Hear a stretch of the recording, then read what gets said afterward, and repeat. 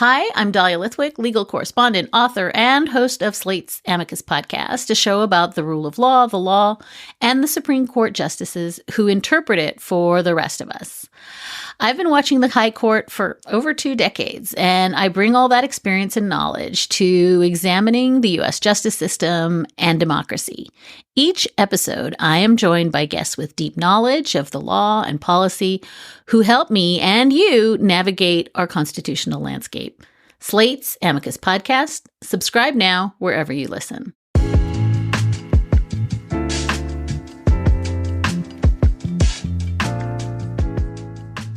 Hello, it's Jen Taub. Welcome back to Booked Up, a podcast that features you, me, and our favorite authors. We release a new episode every Sunday. Today, my guest is Ben McKenzie, author of the new book, Easy Money, Cryptocurrency, Casino Capitalism, and the Golden Age of Fraud. This book is an incredibly fast-paced, relatable story. Ben is joined by journalist Jacob Silverman, and together they take us on this journey into the very dark side of crypto. Is there a bright side? I don't know. You be the judge. You don't need any kind of expertise to follow along. Plus, even if you've been around the Bitcoin block before, you will appreciate the jaw-dropping encounters they have with the key players in crypto, including FTX CEO Sam Bankman-Fried before his indictment and extradition, and Celsius CEO Alex Mashinsky before his indictment, who admitted to Ben at South by Southwest in early 2022 the scope of the scam. Mashinsky said that only about 10 to 15% of the crypto system was real money. Everything else, he said, is just bubble. Ben has been an outspoken critic of cryptocurrency for a long time. Perhaps you saw him on C-SPAN in December of 2022 when he testified before the Senate Banking Committee for a hearing on the topic, the crypto crash, why the FTX bubble burst, and the harm to consumers. During the hearing, Ben called FTX the biggest Ponzi scheme in history and told the senators that the 40 million Americans who have invested in crypto have been lied to in ways both big and small by a once seemingly mighty crypto industry whose entire existence, in fact, depends on misinformation, hype, and fraud. Not a fan of C-SPAN? You may also know Ben McKenzie from network television, the big screen, or more recently in his 2020 Broadway debut. He starred as Ryan Atwood on the teen drama The O.C. and as James Gordon in the hit series Gotham. I can't list all of his movies, but I will say his first one, Junebug, is a favorite. Okay, let's dive in.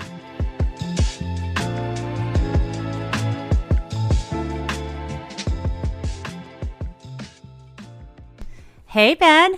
Hi, Jen. How are you? I am good. Are you? So sorry I was 5 minutes late. I usually use Safari, and then I had to get Chrome, and then I had to update my Chrome, and I was like, I don't know how to do. It's very funny, but I don't know anything about technology. Well, if you have children, that's what they're there for. They can usually do the tech. That's exactly right. Bring in my 7-year-old.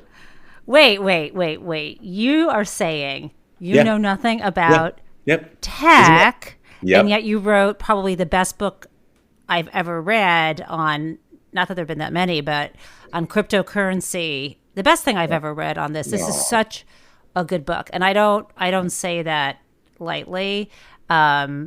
It's fantastic, the way you link together not just this complete meltdown in the crypto world, but that you reminded us and linked it back to the 2008 crisis, and yet got all of that correct.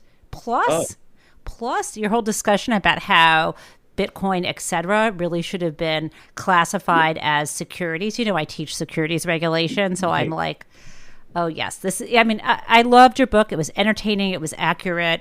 And if you can believe it, I actually have read it, even though it just came out 2 days ago. Yeah, that was fast. Wow, that's great. I'm so flattered. It is a book podcast, so if you don't read the book, have you ever faked it, Jen?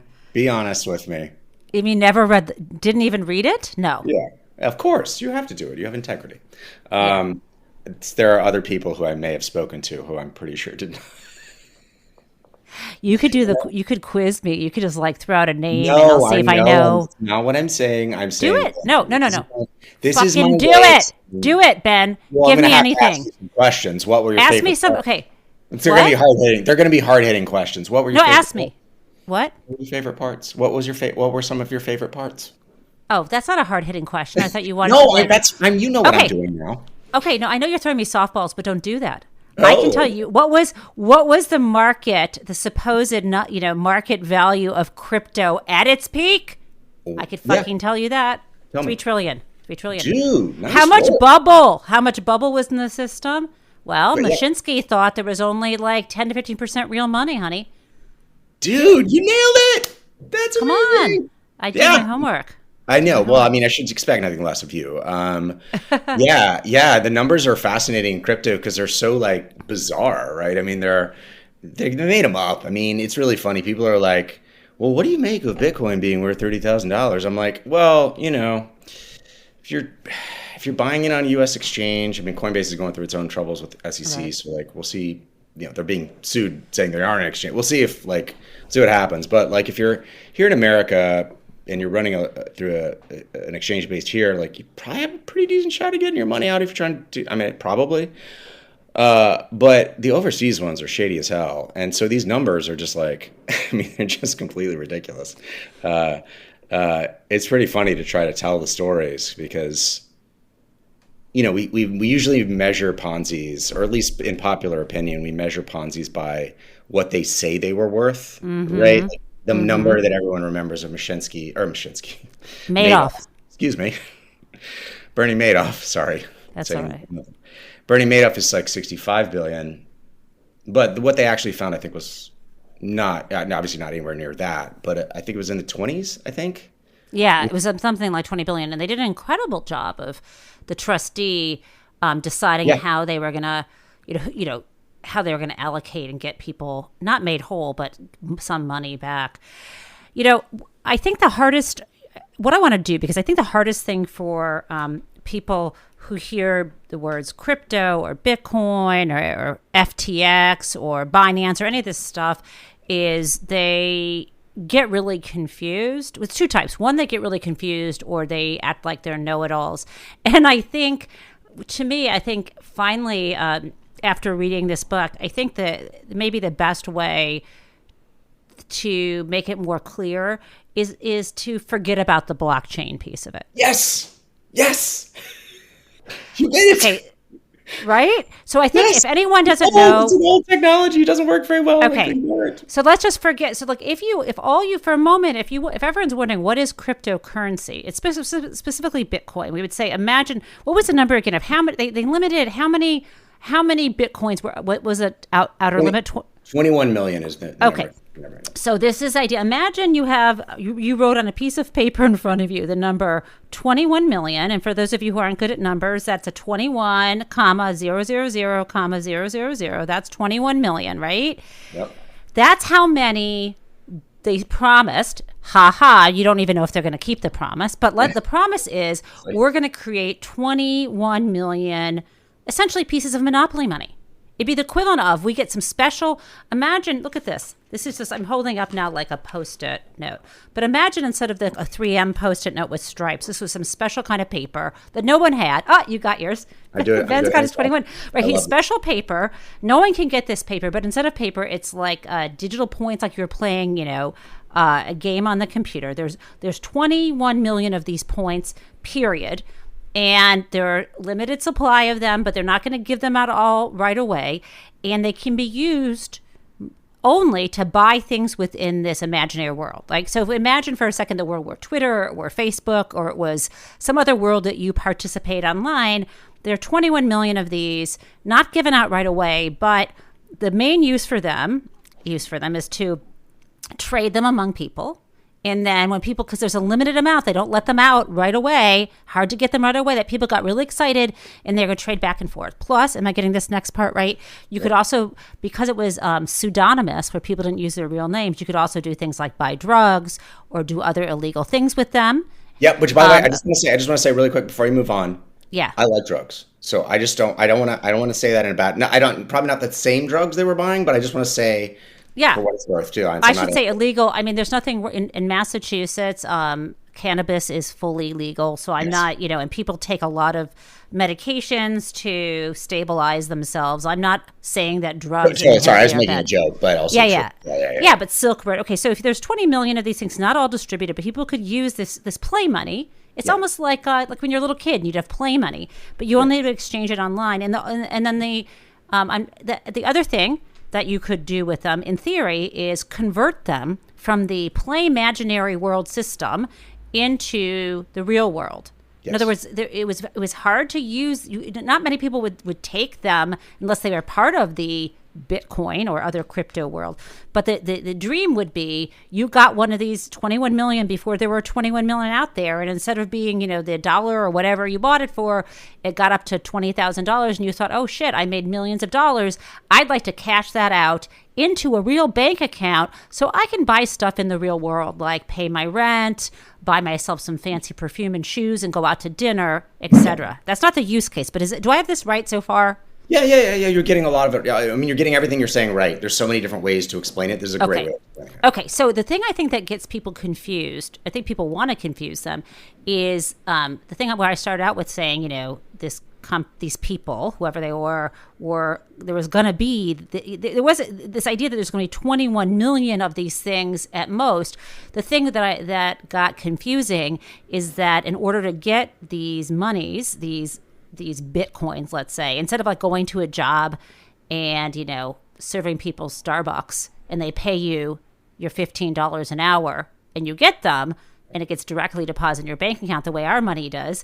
With this kind of money, you had to, and this is the stupidest fucking thing I've ever heard of, you had to go use a lot of computing power. Yes. To go solve puzzles, and then if you solve the algorithmic puzzle, you could earn some of these monies. Okay? Yes.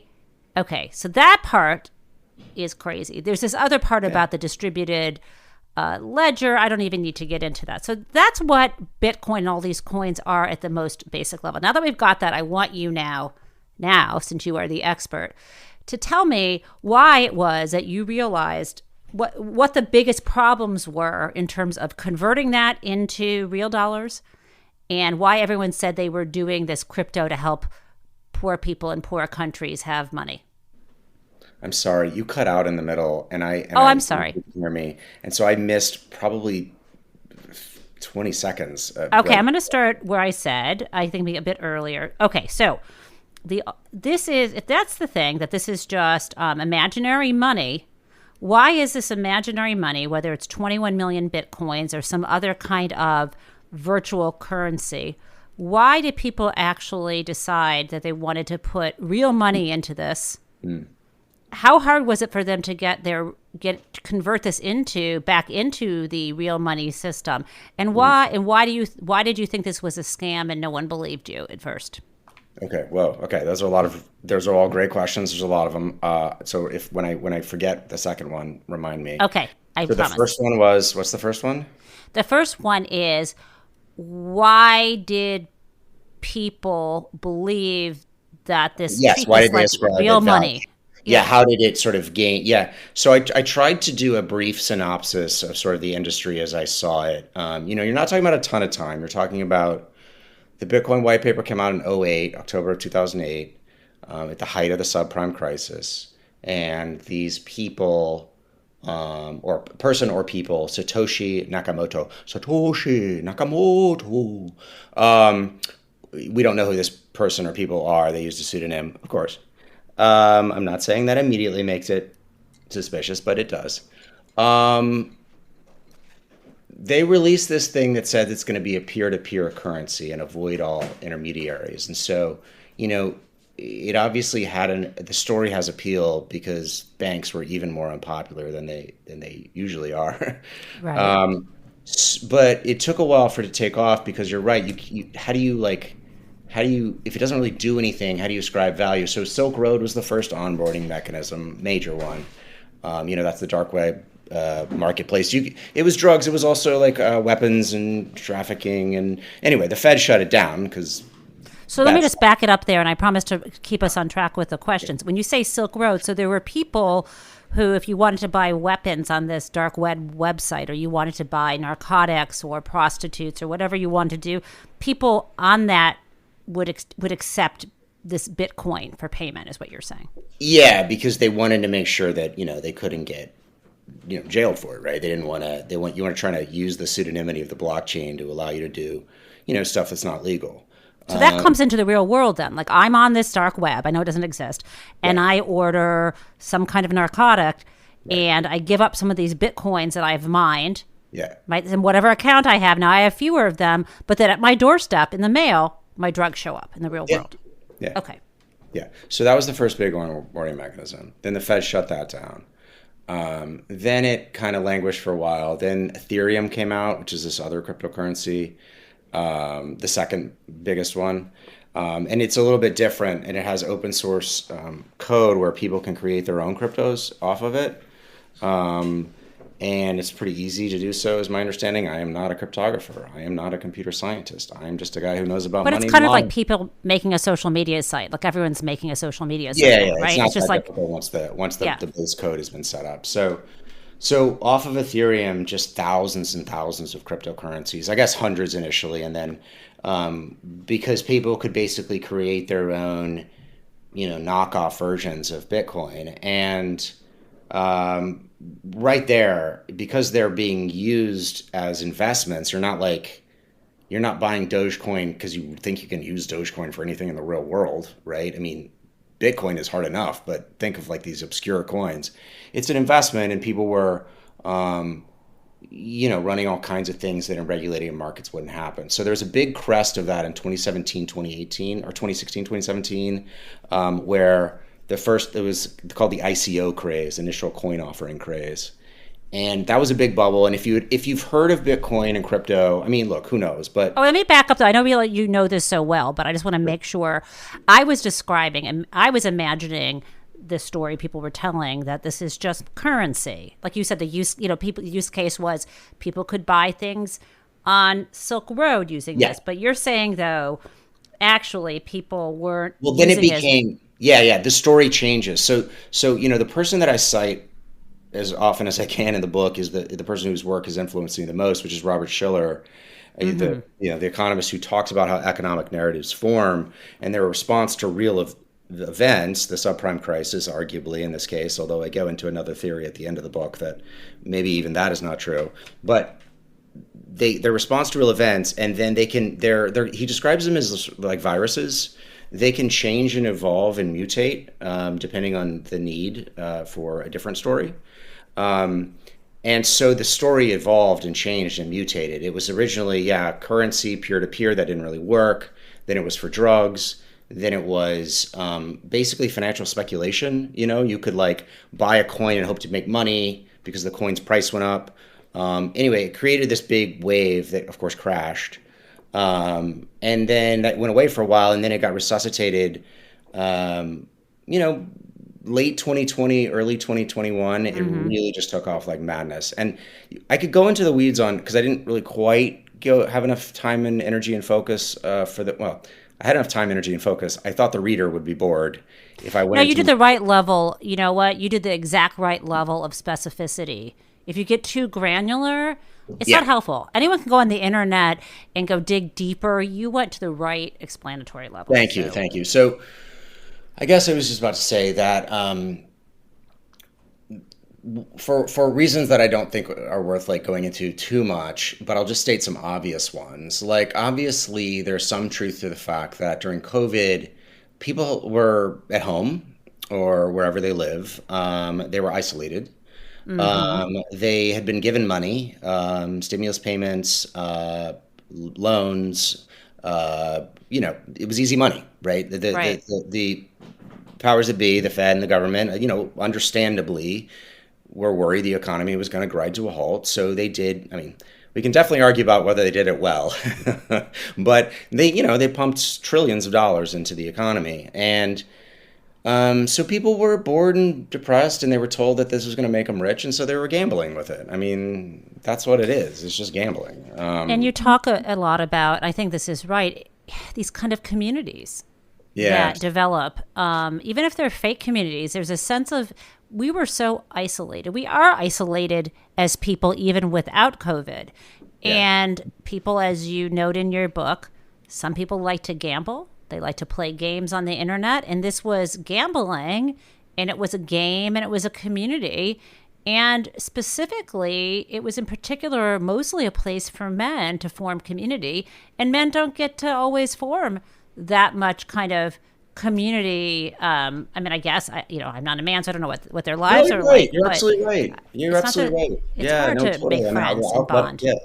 Yeah, if you don't mind, I'll speak to that. Like, do you mind? I mean, I think. Well, right? no, I just think we need to be honest about what these things are, and so because I'm a man, I can talk about it, at least from my own point of view. I'm obviously not every man. I'm just a man. You are, Ben. You are every man. Yeah. Isn't that true? I mean. Yeah. Well, yeah. Okay. I just want to boost up your confidence. You are. You're the best man in the world. But anyway, go ahead. Thank you very much. Well, you should. Can you talk to my wife? Men are self-isolating. I think women are too, but I think men have a certain tendency. They also really like. Men are more risk tolerant. Young men are more risk tolerant than almost any segment of the population, and so they do gamble more. Young men gamble more. I go into a lot of the similarities between online poker, which took off in the 2000s, and crypto. Which crypto, if you wanted the shorthand, crypto is basically online poker 2.0, but just with more crime and bigger. But men gamble. There's nothing. I started off, I used to like to play poker with friends, but I like to play in person. I was in my 20s. I was living in Los Angeles. I was single. And it was a way, I had a house, and I could invite guys over, and we would have beers. And it was my house, so I wasn't driving, so I could have as many as I wanted. And we'd play cards, and I'd usually lose. I'm not very good at it, but it was fun. And at some point I grew out of that. But like, the communities that, like, you couldn't literally do that during COVID, right? You couldn't literally go to a casino for a while, right? Right. And then these they're gamified in a way that I think encourages a certain, like, creates certain, stimuli, activates certain stimuli in your brain, and kind of gives you that sense of, like, endorphin rush, Right. that you're making, it's green, red, you're making money, you're losing money. And that high is very intoxicating. We talked to gambling experts in this book, for the book, and apparently, gambling addiction is quite a serious addiction, and often not discussed, because men, of course, don't like to admit when they're addicted to it, because it's very embarrassing. The average gambler loses, and to confess up to that, especially if you're really into it and you've lost a lot of money, is really difficult. You tell that. I mean, God, I won't give away too much in the book, but there is one. I think it's probably fine to talk about the story of that man talking about his father, the minister, Yeah. and his father, who just got in so deep and was so embarrassed and ashamed, and couldn't get out. And that's what was so interesting and very new to me, is how you describe that kind of culture. Like, yeah, everyone gets cheated, whatever, but do your own research. What is that acronym again? DYOR. Yeah. Yeah. And there's this, I have a student, I've had several students over the years, when I teach securities regulation, I knew this thing was getting big because they all want to write a paper about it, right? Yeah. About crypto, and how it should or shouldn't be regulated. And we can talk about whether you think regulators missed it, or they were just trying to avoid making it look legit by not regulating the whole space. But there's this way that one of my students was like, I lost some money on Binance, right? Like they act slightly sheepish, but like that's just what happens in crypto. But like your interview with Sam Bankman-Fried, when he said, 1 million people are going to lose money, lose all theirs, and it is nonchalant when he tells you this. It's crazy. The guys will say this all the time in crypto. They'll be like, they're growing pains. I'm like, That's people. You're talking about people, right? And their lives potentially. Right. Like, and thank God in crypto, most people didn't bet more than they could afford to lose. But some people bet everything. Right. They were lied to. Like Celsius is a really good example. So Celsius, I interviewed this guy named Alex Mashinsky, who's the CEO of a crypto firm. They called themselves a crypto bank. And basically, like, you give them your crypto and they give you this incredible return on your money, guaranteed, like 18% or something insane. And they're like, we're fighting back against the banks. Like, we can't tell you exactly how we're getting this return, but like, we're going to, you're going to make money and it's the community and blah, blah, blah. And, look, dude, we can all say, look, that's obviously a scam. I can't believe people. But like, honestly, we all think we're smarter than we are. Let's be honest. That's so true. And let me just say, though, and you know this, but I don't think people realize once you had whatever kind of, whether it was a Bitcoin or a Dogecoin or whatever have you, these were very hard. You couldn't just like go to an ATM and convert it into your real bank account, right? So when someone says to you, give me what you have and I'll give you 18%, of course, red flags go off for you and I, but how else were you going to get it out of the system? Great point. It was very hard. That's right. And so it becomes this like never ending loop of like, people kind of trying to make more of it because they couldn't use it. And people swallowed it too. People believe, And so anyway, so Celsius went bankrupt and he's being sued for fraud by the Mashinsky's being sued for fraud by the New York AG, and he was arrested last week and charged with fraud by the DOJ. But 300,000 people apparently gave their money to Celsius, and the testimonials are now coming out in the bankruptcy proceedings, and they're just brutal. They're just brutal because you're talking about like, pension people that are living on pensions, people that like put their life savings into it, and to your point, like. It's sort of interesting because like a lot of people are like, well, yeah, I lost a little money, and I get that, and you should count yourself lucky, but just know that like, and I'm not trying to make you feel bad about it. I'm not saying you did anything wrong. I totally get it. I almost invested. I get it, but the money you put into it means that it has value, which allows criminals to then use it for their own ends and defraud people. Like if nobody bought it eventually, which it's a story, so it'll last forever unless we outlaw it because people will believe in it whether it's true or not.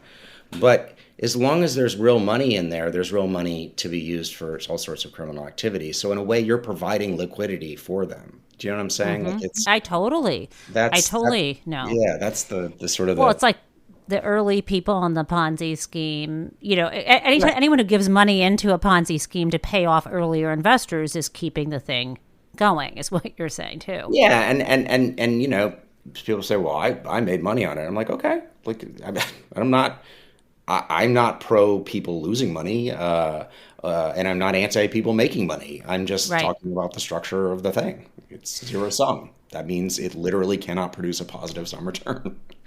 What's interesting to me is the different paradigms that you go through in the book. About this, let me say it the way you said it. What Robert Shiller had said, the different narratives around this, right? Yeah. One narrative could be, oh, this is currency, this is like money, and the other narrative is, well, this is an investment, and investments are risky, and it's very weird how people who promoted this kind of tried to have it both ways. And the trouble you point out is, and this is because you were an econ major, like. If for something to be actual money, it needs to be a medium of exchange. You need to buy goods and service with it. It also needs to be a store of value.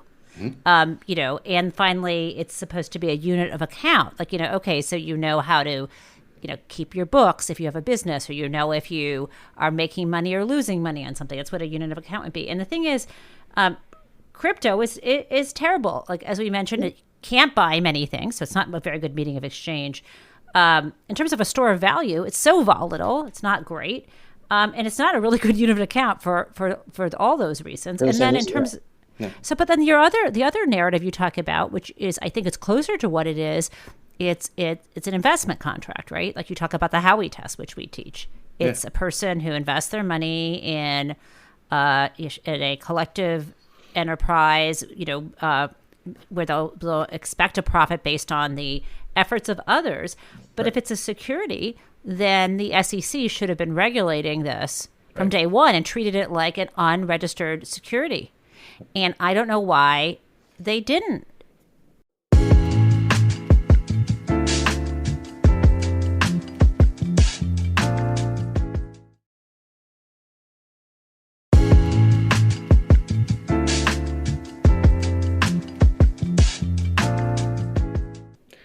I never got a satisfying answer to that question. Obviously this was well before I started investigating. We're talking about, I can't remember if it's 2014 or 2015, but the CFTC so the Commodities Future Trading Commission, which regulates commodities. And let's just start with actually something that's very important for people to understand, which I did not appreciate until I needed to understand how we got here. We're the only country in the world that separates our securities regulation from our commodities regulation in the way that we do. We've created two separate regulatory bodies, the CFTC that does commodities, the SEC that does securities, and they are overseen by different committees in the House and the Senate, which creates different incentives. We can talk about that in a minute. And there's a gray area between how we classify commodities and securities. Or at least arguably. And so in 2014 or 2015, futures were being traded of Bitcoin, futures contracts, like the ability to buy and sell at a certain price in the future. And under a strict reading of the Commodity Exchange Act of 1936, anything that there were futures for, you could call a commodity if it had not been classified as a security. So the CFTC said, Bitcoin falls under our jurisdiction. And it was such a small market at that point because Silk Road had been shut down. And so I think it just kind of flew under the radar and people didn't really think about it, I would guess. I don't know exactly how it went down. That'd be an interesting subject book too. Right. But these other things, and there are reasons that you could also think of. It's hard to tell who the exact. So security has an issuer, the person that issues the stock, like the company, right? Right. And with Bitcoin, because you're talking about Satoshi Nakamoto, like you don't know who that person or people are. So that's a thing that they can argue makes it more like a commodity. Also, they can say the limited supply, 21 million Bitcoin, makes it more like a commodity. Right. But anyway, enough of a reasoning. So it became, but then these other things exploded. And the SEC, I mean, it's interesting. Like, it's messy. The application of the law is messy. It takes time. They've definitely sued people, for sure. For the ICOs, ICOs, because those are more like, the ICOs, these initial coin offerings are more like funding a company, going public with a company, but issuing coins instead of stock. So that's closer to a traditional security, And then they sort of found a way around that and sort of ended up doing, a similar thing. Can I just go back to what you were saying? Because it's interesting, the part about how you say in the U.S. we separate the regulation of what we would consider a security versus a commodity, as well as derivatives built off of those. But there's it's not just an intellectual difference in terms of the crypto world really wanted, as you note in the book, the CFTC to be their regulator and not the SEC. Right. Can you talk a little bit about that? Yeah, it's called regulatory arbitrage, right? You're trying to basically find the weaker regulatory agency. And the CFTC is about a quarter of the budget of the SEC, and it's always been the smaller agency. And you're sort of so you're trying to get the agency that like is smaller, and like there's an incentive for regulators to want more turf. Because there's such a revolving door in Washington. You go from the CFTC to private practice to a position, maybe even in a crypto company and back. And this happens at the SEC too. But there were some bad incentives from an armchair economist. You could just see the incentive structures were not well placed there. And we go because if you go light, if you encourage light touch, then it's easier to get either return to, or for the first time, get a 6 or 7 figure salary working in a law firm or a company. Right, and because crypto hadn't been we could also talk about there's not really a lot of incentive for people to debunk crypto, right? People inside of crypto want to say it's the most amazing thing ever, particularly people in the industry, because their jobs depend on it and they've made money on it. People outside of it don't have a tendency to like have much reason to criticize it.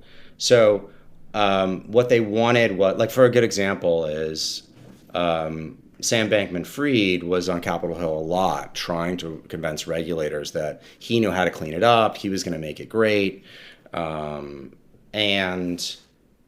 he's a kid from Stanford. His parents are professors of law at Stanford. Like, he went to MIT. He worked on Wall Street. Like, he presents a very good image of that. He was making a lot of success. I think Americans will be shocked to know how close we came to crypto getting further embedded in our regulated financial system, which I think would have That been is the big, and that's such a good point. It was That's terrifying. terrifying, and how much I know. I just. So Sam, so sorry, can I just go finish? ahead. So there's a bill, I think maybe now it's dead or they've rebranded it, but there was a bill at the House Ag Committee, which oversees the CFTC, and it was affectionately known as Sam's bill. Like, he called it like because he'd helped write it or his people had helped write it. So that's how bad it got. Thankfully, his empire fell apart before it could get worse. Well, But, like, it really was, we were pretty close. It was pretty bad. I mean, this is the whole thing, and this is where, again, an insight in your book, which is, and picking up off what you said, this little world of not just the 21 million bitcoins, but all the other pretend money. When people are kind of in their own little world, playing their own little game, it doesn't spill over into the rest of the world. It seems fine, but the trouble is, if that little game you're playing, that sort of bigger and bigger Ponzi scheme needs more marks, needs more, the greater fool theory, you need someone else to buy the thing from you at a higher price so you can keep making money. That's why they needed to get the blessing of Congress and the regulators, so that people, so institutions like the big banks and that are regulated by, the FDIC and by, the Fed or by the OCC and my alphabets. You get the idea. We have this very, and so if you got the blessing, then who is the greater fool? Ordinary people who are going to buy into the Goldman Sachs coin, right, or my bank account. You're literally doing the same thing not literally, you're doing something that bears a striking resemblance to the subprime crisis. And bears a resemblance to the crash of 1929. Yes.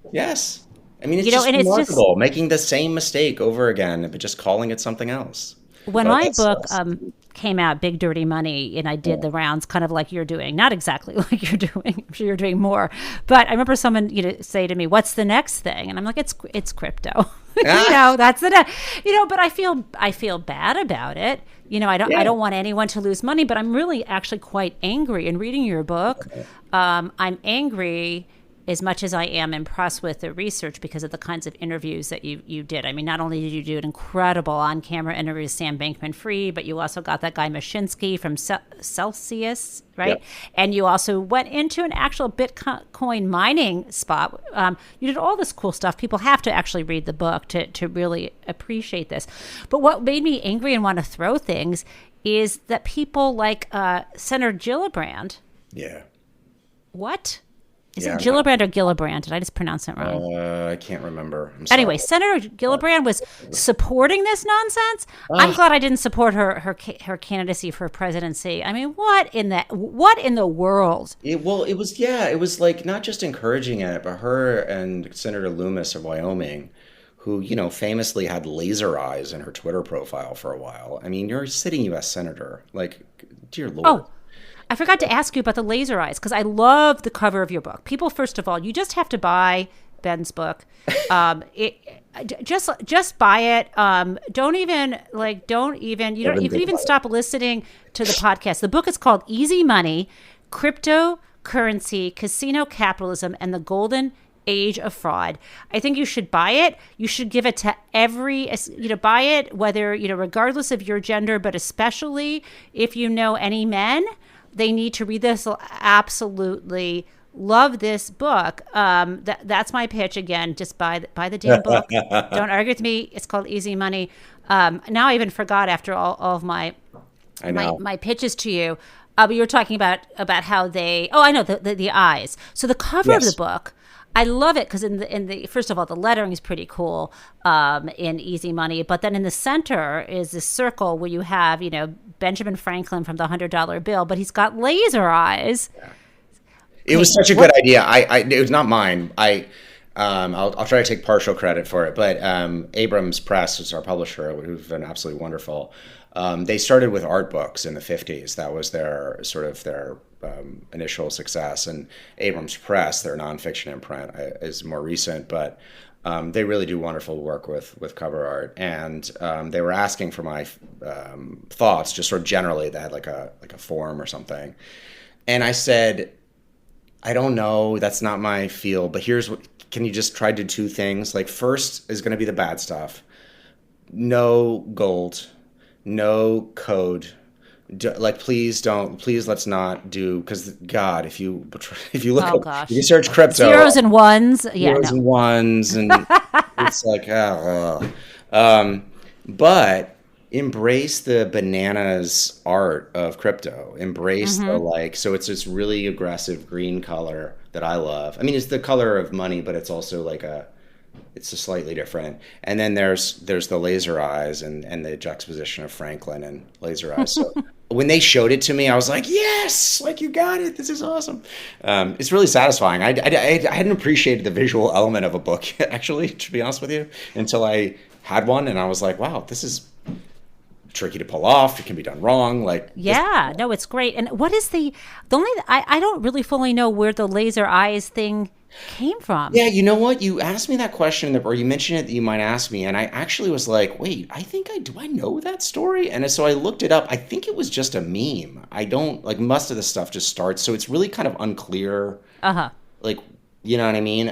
For example, a good example of this is, so there's a phrase in crypto called HODL, hold on for dear life, but it was actually just somebody apparently misspelling hold on, because it's HODL, so it's misspelled, but it was actually just someone who was trying to say hold, as opposed to the entire phrase. So the crypto is full of this kind of stuff where this mythology comes about, but it's so silly. But that's the thing. This reminds me also, and we haven't talked about .com, but this has a lot of the feel of that fun, disruptive .com culture. Right after I got out of law school, and I remember I was working at a company that was internet web focused, and there was something about the people in that world that was we were young and we didn't have to, you remember I'm sure if you don't know about this, but people, you go to work and there's no office spaces. Everyone has an open, space, or no more cubicles, and you can play pool or sit around and I don't know, whatever. It was just my, and I, what? Get high. No, not at work. Yeah. Again, there we go with it. Yeah. No, but it's that's the, that has this, I feel like it comes out of that same flavor, and people really did make money. I mean, the .com crash was real, but people made a ton of money. Everything wasn't pets.com. And so I think totally. Well, and the internet, of course, was a revolutionary technology, is a revolutionary technology, as evidenced by the fact that I'm using it right now to talk to. And so crypto, I think, you're right, similar cultural thing, young people, those young people. I feel so old when I say that. But younger folks who were excited about this thing that seemed to be, that was gaining momentum and was being sold as all of these other things. And the cultural side, I think, just sort of naturally follows, where now the version is social media and stuff like that. It's also a great way of selling crypto because it's sort of similar. It's a very similar to a multi-level marketing scheme, and I make a kind of a joke about it. But the Tupperware, the hours-long Tupperware party of the 50s, or the Mary Kay Cosmetics or whatever, has been replaced by a 60-second TikTok video, because you don't actually even need to know these people. They need to know you, but you can do this stuff through social media that's basically peer-to-peer in a way, but through a filter, scaled through a filter of social media. I've heard crypto described as Mary Kay for men, which always made me chuckle. That's good. How did you figure out, let me say it differently. You came in as a skeptic, and that was a really lonely place to be, because when you're a skeptic, you can be criticized, questioned, you may question yourself, and yet And yet, the key characters that you interviewed for this book, you have like the golden touch. Several of them have been indicted. So, has anyone said to you, "Hey Ben, you were right," or is no one? Are they still holding on and acting like? You mean inside of crypto? Oh, just inside of crypto. Has anyone inside of crypto said, "Yeah, this whole thing was a flippin' Ponzi scheme"?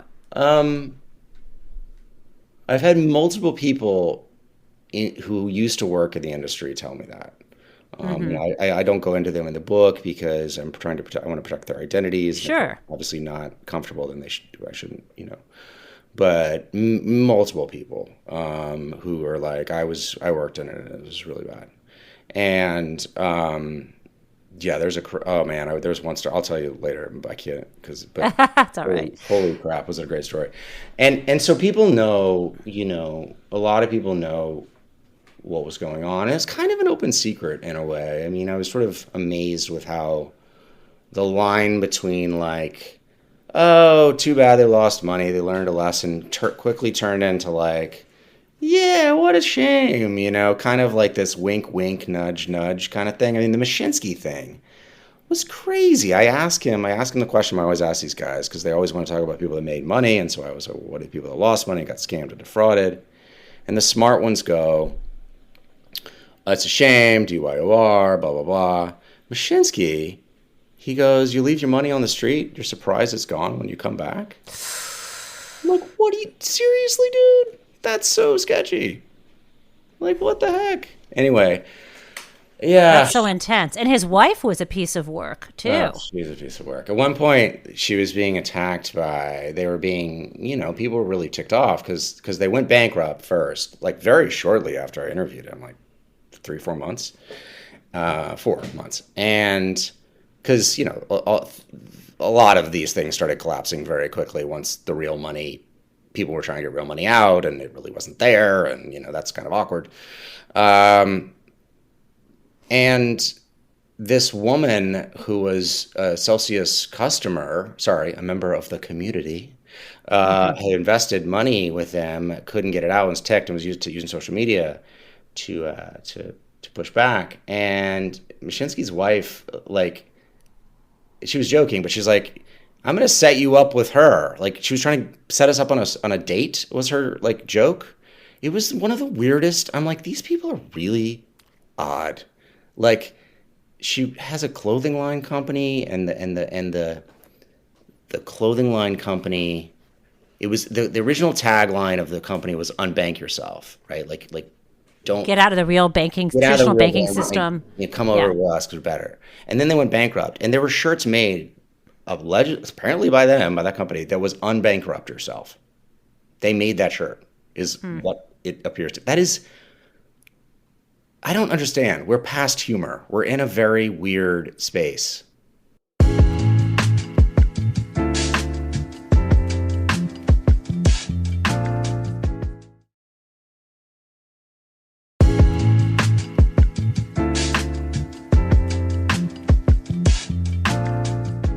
Well, what bothered me the most is the I think that these folks probably say, in the worst case, I go to jail. So I'm sure they've put their money away in some offshore bank account somewhere, because you mentioned I forgot who said it, but they said they'd spoken with Pharma Bro Martin Shkreli, and he's like, yeah, jail's not so bad. I mean, is that really? Yeah. Like, they think, well, I'll go to some sort of, prison camp, minimum security prison camp, get out in a few years, and I've got my pile of cash waiting for me somewhere. I mean, so buyer beware, I think. It's really unbelievable. So I think the thing that was so stunning to me were sort of midway through the book, you have these two victims, one guy, Francis Kim, and someone, Fawaz Ahmed.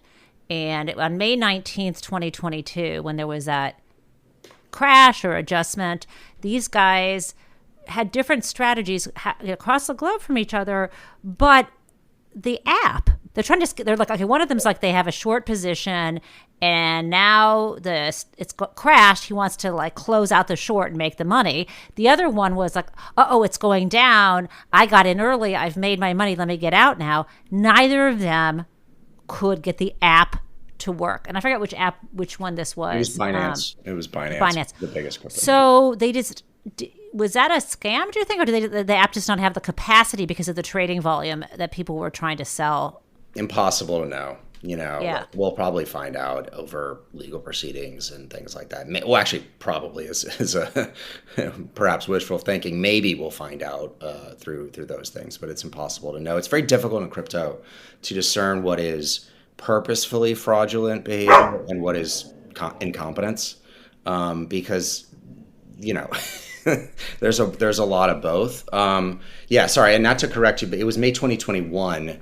2021. I'm sorry. No, it's fine. Yeah. There was another crash in May 2022, but the thing that was fascinating about that, right, is that one guy's long, one guy's short. The app shuts down, and it's shut down for a minute, and by the time it comes back on, the price is magically gone back up. And so the guy that was long was instantaneously liquidated. There's no margin calls. He was instantaneously liquidated. He had made supposedly $10 million, I want to say, worth of Ethereum or something like that. Fawaz, if I'm not mistaken, former Uber driver, living in Toronto, seems like a really good dude. So he loses all that money. He has to tell his parents, because he had made all this money theoretically and everything's good. And then he's got, that was like, oof. And then Francis in Australia was short, and so he's just trying to cash out. And he also, the price had gone back up, so most of that money that he'd made in the short was gone, and he just, lost the rest of it. So, I don't know how to sell a more perfect metaphor for, how crooked this thing is. That it doesn't matter whether you're long or short. Either way, you lose your money. Right, the house always wins. Oh. Back in the, I don't know what, there was this expression back in maybe the 50s and 60s when manufactured consumer goods started to be cheaper, and they called it engineered obsolescence. Do you remember hearing this concept? No. Can you would you mind explaining that to me? I'm curious. Yeah, because instead of making, if you made a toaster or you made an appliance of some other kind or an electronic good that was actually so good that it would last, you would never have that customer again. So engineered obsolescence is, where you build something in so it's either poorly enough made or you suddenly now need something different. And we see this a lot in products where if you always change, you have an iPhone and they're always changing the charger for some reason. No, so engineered. It does happen. Surprisingly, engineered obsolescence is a thing, and I'm thinking the way you describe this, it's like engineered incompetence. It's just you understaff something, you do stuff so that it's going to be. Oh yeah, totally. Were they pushed or did they jump? It doesn't really matter. And all you're looking for is creating enough gray room where you can't really tell, and that is really helpful for whoever's running the thing. Before we wrap up, I since he's such a high profile figure, the Sam Bankman-Fried character, I just don't get it. I mean, I don't get why he kept talking to people, whether it was Andrew Ross Sorkin after the bankruptcy, or he was speaking with you the summer before, or even now you get this summer of what? The summer of only 3 months before the summer before now. Yes. No, but what is he? And then it was like he was very cagey with you when you asked him questions, and he kind of lied. I mean, the thing that struck me about him, because I've seen him some of these interviews, the thing that struck me as an outright lie is when his finance guy was claiming that your account at FTX, which was the trading platform as opposed to their the hedge fund that they were running that were connected. He was saying that your account at FTX was FDIC and SIPC insured, which is just pure bullshit. Yes. And you called him on that, and he didn't really admit that he was lying about it. Can you explain that to me? I mean, it's difficult for me to explain. I go into the detail in the book in terms of what I saw and what I, my experience. That's all I can do. Right. I can't, lying is such an interesting thing, right? Because you can't tell someone's lying in some senses because you can't accidentally lie in that sense, you have to be. So, but it was pretty misleading, let's say, extremely misleading to imply effectively that anything on FTX was FDIC insured. And then the cover up was, or the explanation was, no, the bank accounts that you transfer from to give the real money over to FTX, those are FDIC insured. And you're like, Oh, well, duh. Like, what are you talking about? Like, everything in an American regulated bank, like, has to be FDIC insured if they have gotten the like, whatever. It was just nonsense. And he would, like, they were getting, that was definitely a line that was too far for regulators. Yeah. They're like, cut it out. And they made him, send a letter, and like they had to take it down and change it. And Sam apologized. But then he's DMing me and like, trying to reposition it. And I'm like, Sam, and he tried to use this language, like, what is, and I'm like, Sam, stop it. Just stop. Like, come on, dude. Like, and by the way, you can't blame your lieutenant. It's a tiny little company. Your responsibility, you have responsibility here. Like, your responsibility to your customers. I didn't even know what he was doing at the time. I didn't know exactly how, I didn't even know that he was, I couldn't accuse him of any crimes. Like, by the way, that's my job. I'm a reporter, journalist guy, actor guy. I don't know what I am at this point. But there were a lot of red flags for fraud, and that was one of them, because it's just so shady. It's just crazy. And before we wrap up, I want to ask you a bit about your collaboration. Yeah. So you co-author this with the assistance of Jacob Silverman, and I haven't never really co-authored, or I haven't done much co-authoring. What was that like for the two of you? It was really interesting. I mean, I can only speak from my experience, but I thought I'm really proud of the book we wrote together. Jacob's a wonderful writer. Great sort of, like, he's funny and also can be kind of strong. Like, he was doing tech for, covering tech for the New Republic. And so, he was kind of generally on a beat of sort of tech, but not necessarily crypto focused specifically. So it was a good meeting in that way, because he knew things that I didn't know, but I knew things. I had gone pretty far down the crypto rabbit hole before I approached him. So, and I have a degree in economics that, he comes from journalism and I think English major, I'm not sure.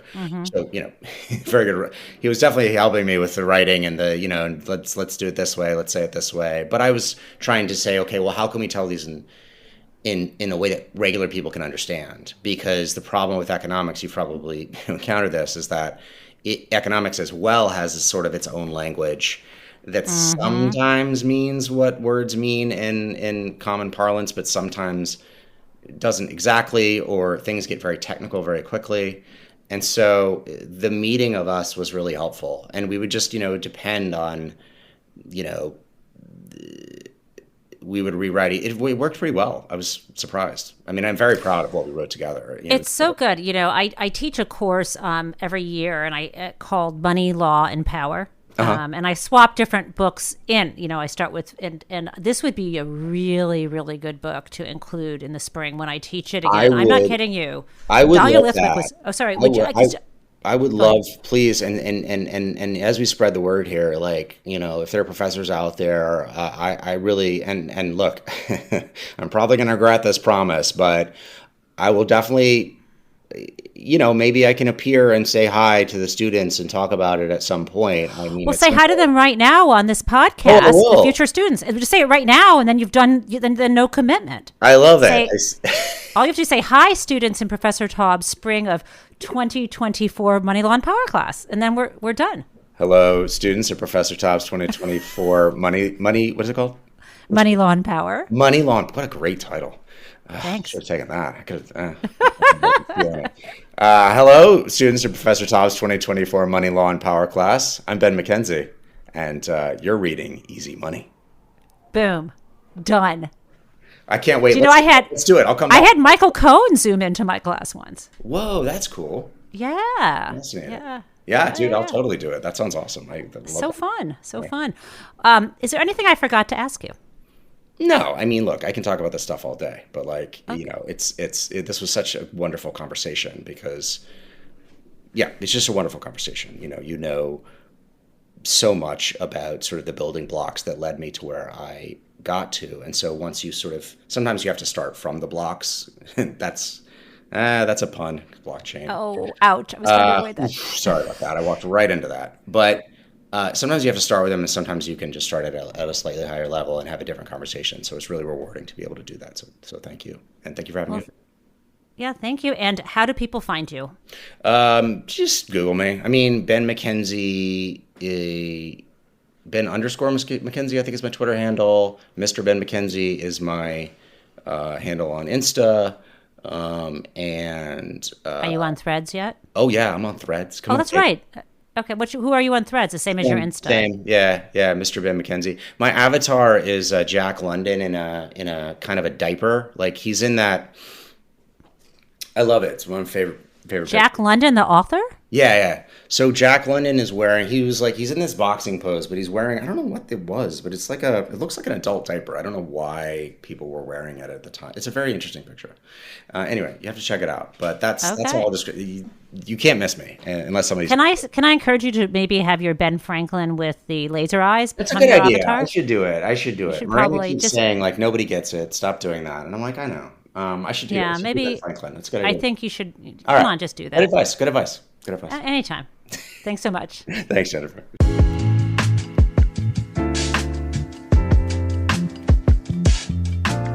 That was a fantastic conversation.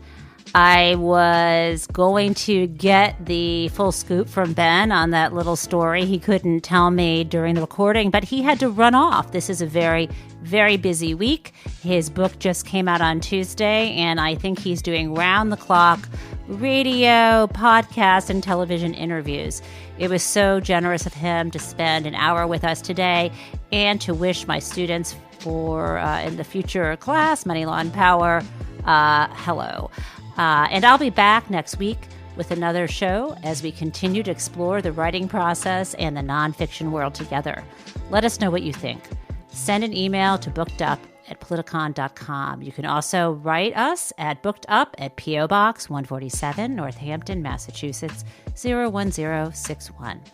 To keep up with the show and our featured authors, follow us on Apple Podcasts, Spotify, or wherever you listen. And please give Booked Up a 5-star review. It really will help other people find the podcast.